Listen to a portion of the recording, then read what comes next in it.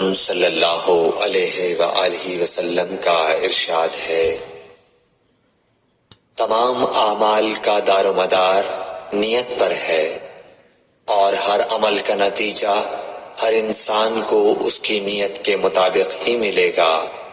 پس جس کی ہجرت دولت دنیا حاصل کرنے کے لیے ہو یا کسی عورت سے شادی کی غرض سے ہو، بس اس کی ہجرت انہی چیزوں کے لیے ہوگی جن کے حاصل کرنے کی نیت سے اس نے ہجرت کی۔ صحیح بخاری حدیث نمبر 1۔ حضور اکرم صلی اللہ علیہ وآلہ وسلم نے فرمایا کہ وحی نازل ہوتے وقت کبھی مجھ کو گھنٹی کی سی آواز محسوس ہوتی ہے، اور وحی کی یہ کیفیت مجھ پر بہت شاق گزرتی ہے۔ جب یہ کیفیت ختم ہوتی ہے تو میرے دل و دماغ پر اس فرشتے کے ذریعے نازل شدہ وحی محفوظ ہو جاتی ہے، اور کسی وقت ایسا ہوتا ہے کہ فرشتہ بشکل انسان میرے پاس آتا ہے اور مجھ سے کلام کرتا ہے، بس میں اس کا کہا ہوا یاد رکھ لیتا ہوں۔ صحیح بخاری حدیث نمبر 2۔ حضرت صلی اللہ علیہ وآلہ وسلم پر وحی کا ابتدائی دور اچھے سچے پاکیزہ خوابوں سے شروع ہوا۔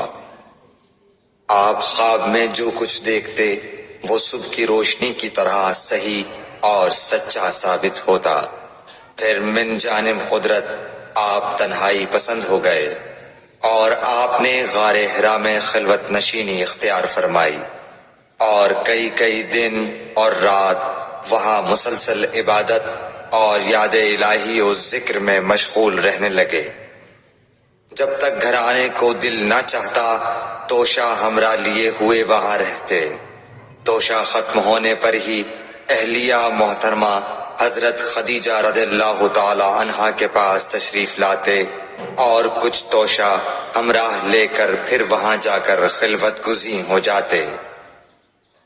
یہی طریقہ جاری رہا یہاں تک کہ آپ پر حق منکشف ہو گیا، اور آپ غار حرا ہی میں قیام پذیر تھے کہ اچانک حضرت جبرائیل علیہ السلام آپ کے پاس حاضر ہوئے اور کہنے لگے کہ اے محمد پڑھو۔ آپ فرماتے ہیں کہ میں نے کہا کہ میں پڑھنا نہیں جانتا۔ آپ صلی اللہ علیہ وسلم فرماتے ہیں کہ فرشتے نے مجھے پکڑ کر اتنے زور سے بھینچا کہ میری طاقت جواب دے گئی، پھر مجھے چھوڑ کر کہا پڑھو۔ میں نے پھر وہی جواب دیا کہ میں پڑھا ہوا نہیں ہوں۔ اس فرشتے نے مجھ کو نہایت ہی زور سے بھینچا کہ مجھ کو سخت تکلیف محسوس ہوئی، پھر اس نے کہا کہ پڑھ۔ میں نے کہا میں پڑھا ہوا نہیں ہوں۔ فرشتے نے تیسری بار مجھ کو پکڑا اور تیسری مرتبہ پھر مجھ کو بھینچا، پھر مجھے چھوڑ دیا اور کہنے لگا کہ پڑھو اپنے رب کے نام کی مدد سے جس نے پیدا کیا اور انسان کو خون کی پھٹکی سے بنایا۔ پڑھو اور آپ کا رب بہت ہی مہربانیاں کرنے والا ہے۔ بس یہی آیتیں آپ حضرت جبرائیل علیہ السلام سے سن کر اس حال میں غار حرا سے واپس ہوئے کہ آپ کا دل اس انوکھے واقعے سے کانپ رہا تھا۔ آپ حضرت خدیجہ کے ہاں تشریف لائے اور فرمایا کہ مجھے کمبل اوڑھا دو، مجھے کمبل اوڑھا دو۔ لوگوں نے آپ کو کمبل اوڑھا دیا۔ جب آپ کا ڈر جاتا رہا تو آپ نے اپنی زوجہ محترمہ حضرت خدیجہ رضی اللہ تعالی عنہا کو تفصیل کے ساتھ یہ واقعہ سنایا، اور فرمانے لگے کہ مجھ کو اب اپنی جان کا خوف ہو گیا ہے۔ آپ کی اہلیہ محترمہ حضرت خدیجہ رضی اللہ تعالی عنہا نے آپ کی ڈھارس بندھائی اور کہا کہ آپ کا خیال صحیح نہیں ہے۔ اللہ کی قسم آپ کو اللہ کبھی رسوا نہیں کرے گا۔ آپ تو اخلاق فاضلہ کے مالک ہیں، آپ تو کنبہ پرور ہیں، بے کسوں کا بوجھ اپنے سر پر رکھتے ہیں، مفلسوں کے لیے آپ کماتے ہیں، مہمان نوازی میں آپ بے مثال ہیں، اور مشکل وقت میں آپ امر حق کا ساتھ دیتے ہیں۔ ایسے اوصاف حسنہ والا انسان یوں بے وقت ذلت و خواری کی موت نہیں پا سکتا۔ پھر مزید تسلی کے لیے حضرت خدیجہ رضی اللہ تعالی عنہا آپ کو ورقہ بن نوفل کے پاس لے گئیں، جو ان کے چچا زاد بھائی تھے اور زمانہ جاہلیت میں نصرانی مذہب اختیار کر چکے تھے اور عبرانی زبان کے کاتب تھے۔ چنانچہ انجیل کو بھی حسب منشاء خداوندی عبرانی زبان میں لکھا کرتے تھے۔ انجیل سریانی زبان میں نازل ہوئی تھی، پھر اس کا ترجمہ عبرانی زبان میں ہوا۔ ورقہ اسی کو لکھتے تھے۔ وہ بہت بوڑھے ہو گئے تھے، یہاں تک کہ ان کی بینائی بھی رخصت ہو چکی تھی۔ حضرت خدیجہ رضی اللہ تعالی عنہا نے ان کے سامنے آپ کے حالات بیان کیے اور کہا کہ اے چچا زاد بھائی، اپنے بھتیجے محمد صلی اللہ علیہ وسلم کی زبانی ذرا ان کی کیفیت سن لیجئے۔ وہ بولے کہ بھتیجے، آپ نے جو کچھ دیکھا ہے اس کی تفصیل سناؤ۔ چنانچہ آپ صلی اللہ علیہ وآلہ وسلم نے از اول تا آخر پورا واقعہ سنایا، جسے سن کر ورقہ بے اختیار ہو کر بول اٹھے کہ یہ تو وہی ناموس معزز رازدان فرشتہ ہے جسے اللہ نے حضرت موسیٰ علیہ السلام پر وحی دے کر بھیجا تھا۔ کاش میں آپ کے اس عہد نبوت کے شروع ہونے پر جوان عمر ہوتا، کاش میں اس وقت تک زندہ رہتا جبکہ آپ کی قوم آپ کو اس شہر سے نکال دے گی۔ رسول کریم صلی اللہ علیہ وآلہ وسلم نے یہ سن کر تعجب سے پوچھا کہ کیا وہ لوگ مجھ کو نکال دیں گے، حالانکہ میں تو ان میں صادق و امین و مقبول ہوں۔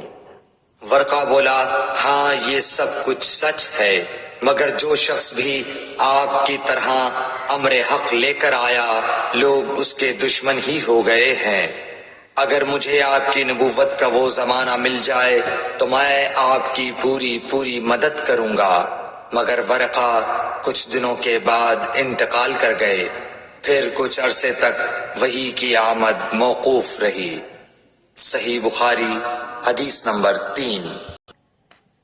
حضور اکرم صلی اللہ علیہ وآلہ وسلم نے وحی کے رک جانے کے زمانے کے حالات بیان فرماتے ہوئے کہا کہ ایک روز میں چلا جا رہا تھا کہ اچانک میں نے آسمان کی طرف ایک آواز سنی اور میں نے اپنا سر آسمان کی طرف اٹھایا۔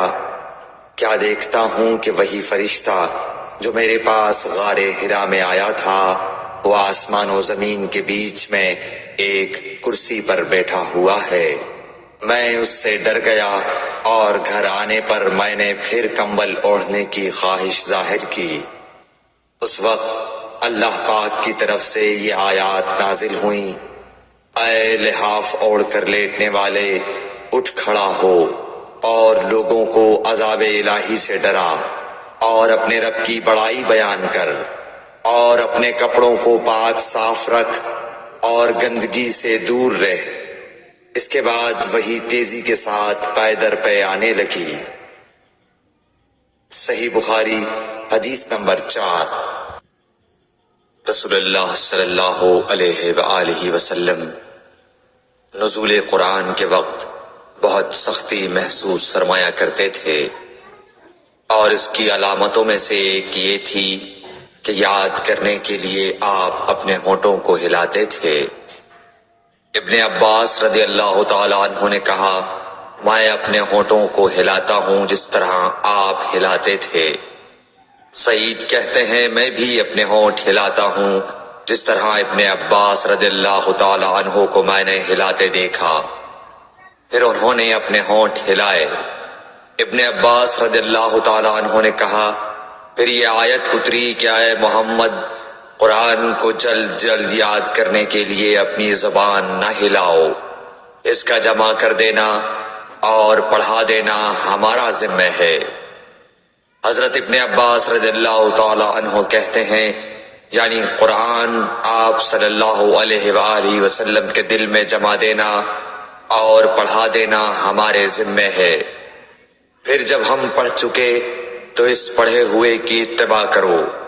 ابن عباس رضی اللہ تعالی عنہ فرماتے ہیں، اس کا مطلب یہ ہے آپ اس کو خاموشی کے ساتھ سنتے رہو، اس کے بعد مطلب سمجھا دینا ہمارے ذمے ہے۔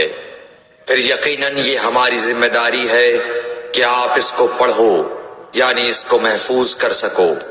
چنانچہ اس کے بعد جب آپ کے پاس حضرت جبرائیل علیہ السلام وحی لے کر آتے تو آپ توجہ سے سنتے، جب وہ چلے جاتے تو رسول اللہ صلی اللہ علیہ وسلم اس وحی کو اس طرح پڑھتے جس طرح حضرت جبرائیل علیہ السلام نے اسے پڑھا تھا۔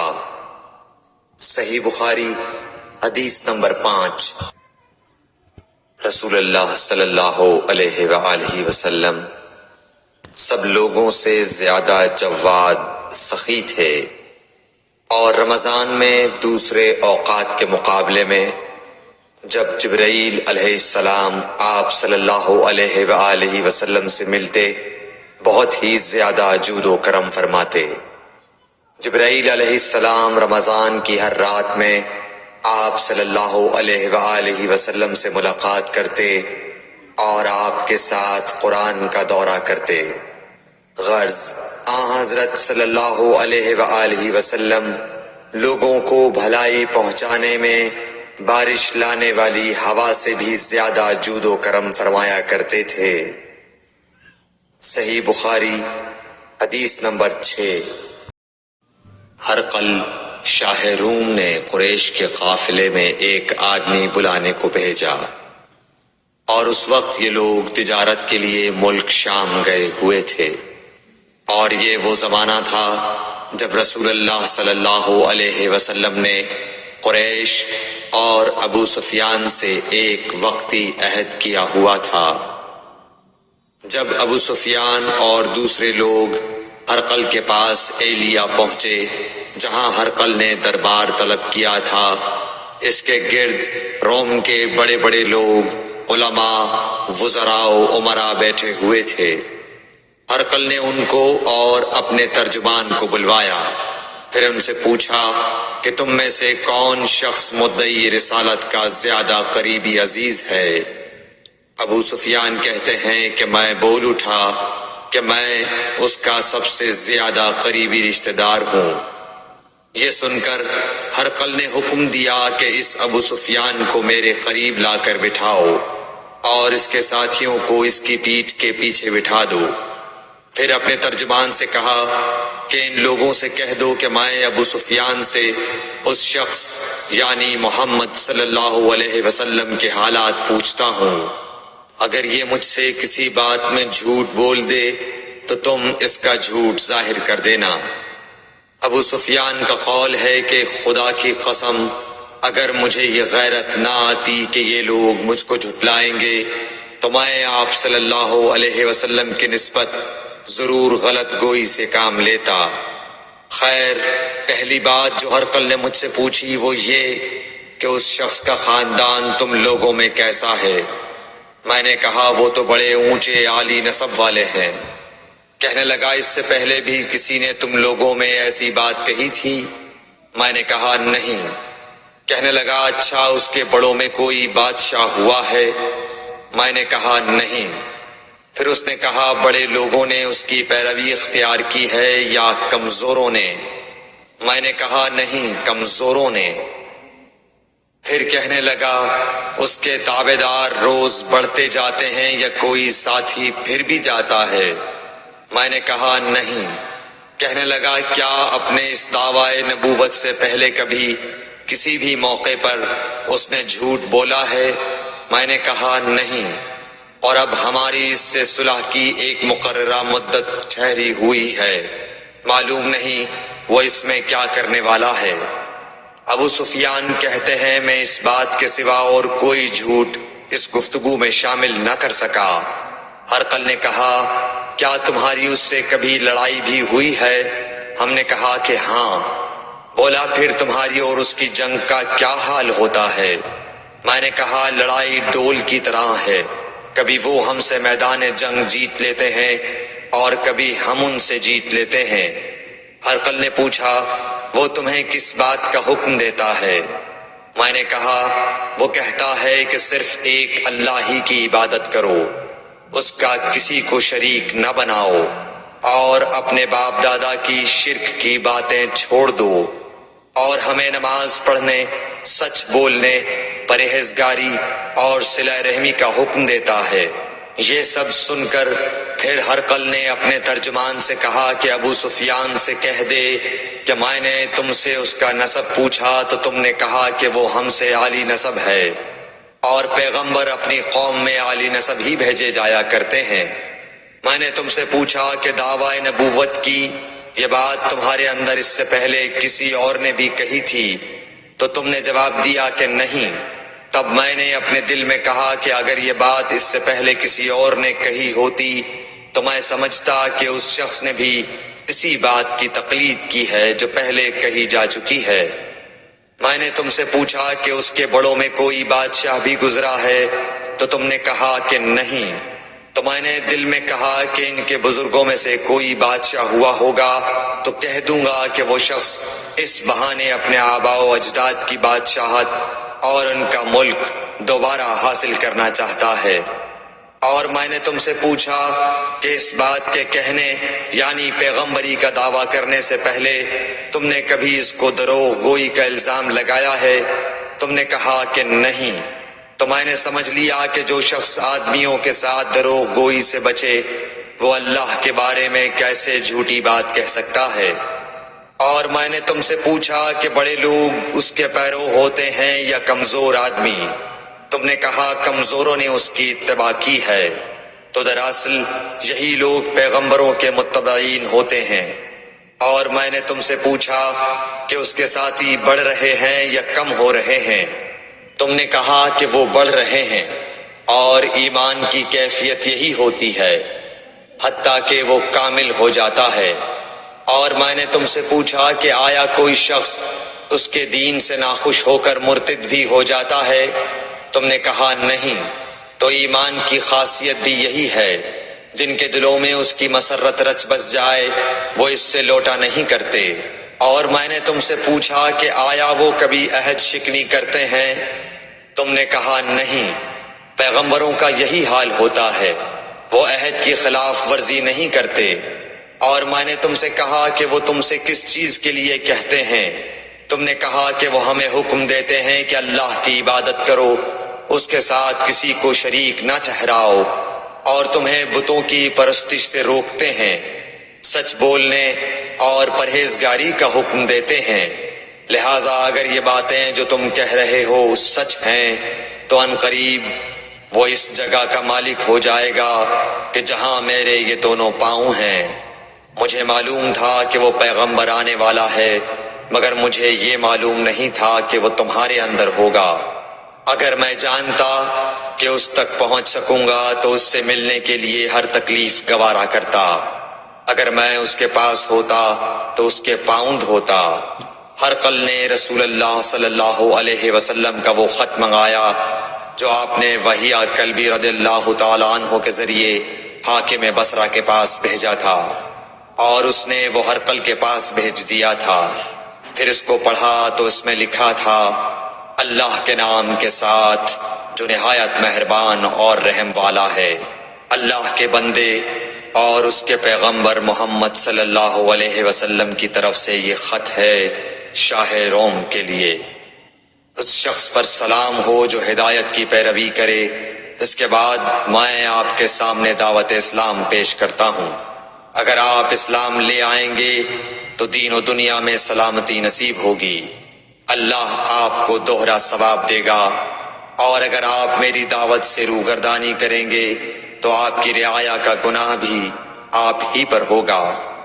اور اے اہل کتاب، ایک ایسی بات پر آ جاؤ جو ہمارے اور تمہارے درمیان یکساں ہے، وہ یہ کہ ہم اللہ کے سوا کسی کی عبادت نہ کریں اور کسی کو اس کا شریک نہ ٹھہرائیں۔ اور نہ ہم میں سے کوئی کسی کو خدا کے سوا اپنا رب بنائے۔ پھر اگر وہ اہل کتاب اس کتاب سے منہ پھیر لیں تو مسلمانوں تم ان سے کہہ دو کہ تم مانو یا نہ مانو، ہم ایک خدا کے اطاعت گزار ہیں۔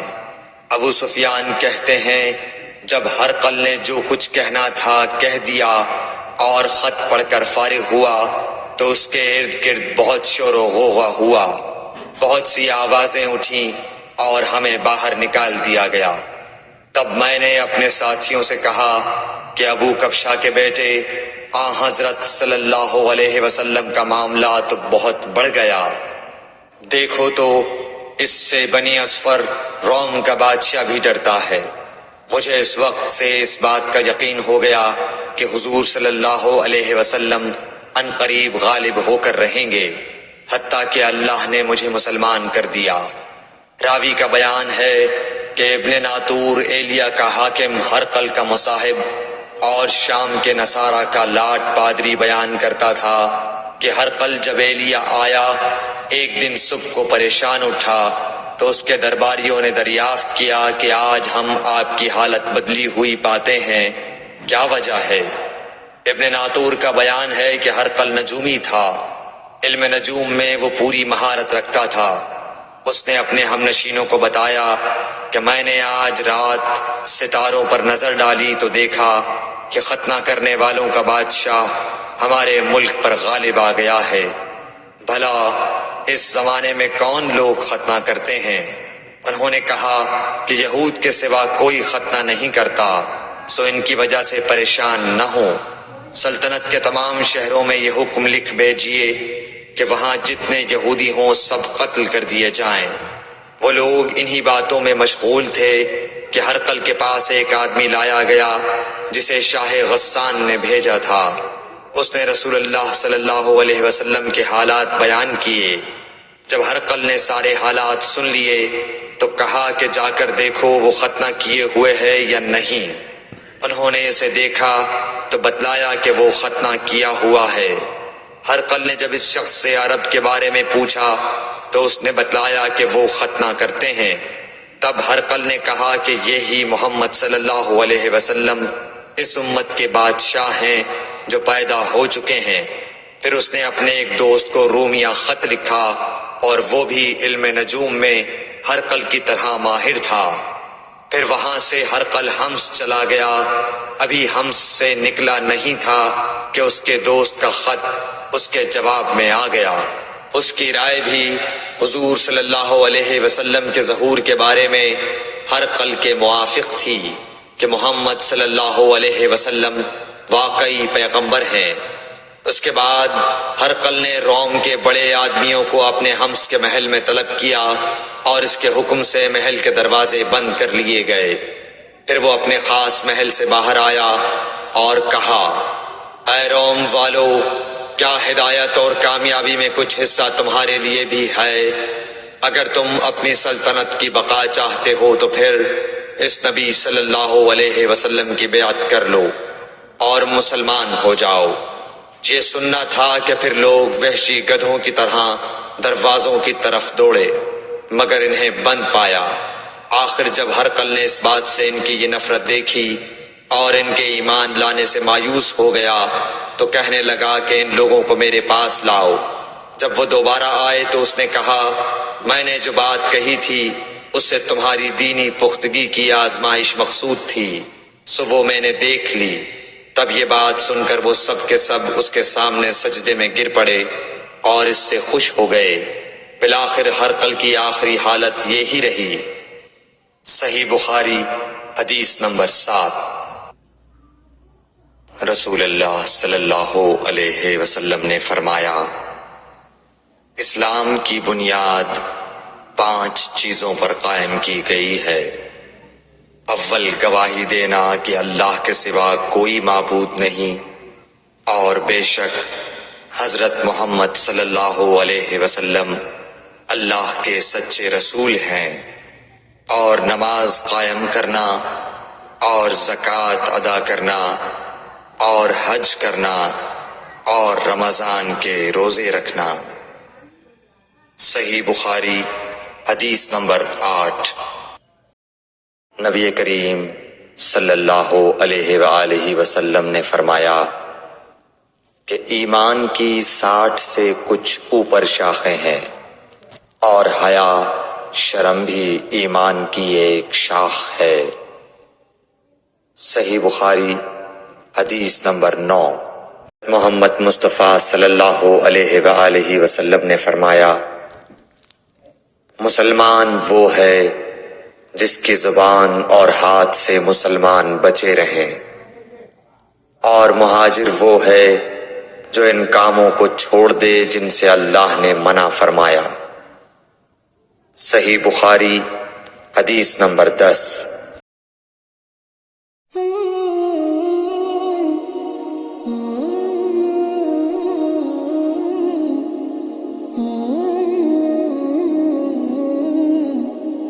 Mm-hmm.